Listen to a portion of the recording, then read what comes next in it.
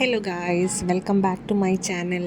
അപ്പോൾ ഇന്നത്തെ ഒരു വീഡിയോ എന്ന് പറയുന്നത് നമ്മുടെ ഒരു പ്രഗ്നൻസിയുടെ ഒരു റൊട്ടീൻ ചെക്കപ്പിനായിട്ട് ഹോസ്പിറ്റലിലേക്ക് പോകുന്നതാണ്.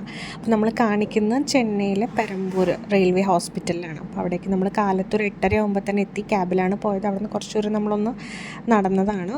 അപ്പോൾ ഹോസ്പിറ്റലിൽ സിറ്റുവേറ്റ് ചെയ്യുന്ന പ്ലേസ് എന്ന് പറഞ്ഞാൽ നല്ല അടിപൊളി ഒരു സ്ഥലം, ഭയങ്കര വിശാലമായ കുറേ മരങ്ങളും ഭയങ്കര പ്രകൃതി രമണീയതയുള്ളൊരു സ്ഥലം എന്നൊക്കെ വേണമെങ്കിൽ പറയാം.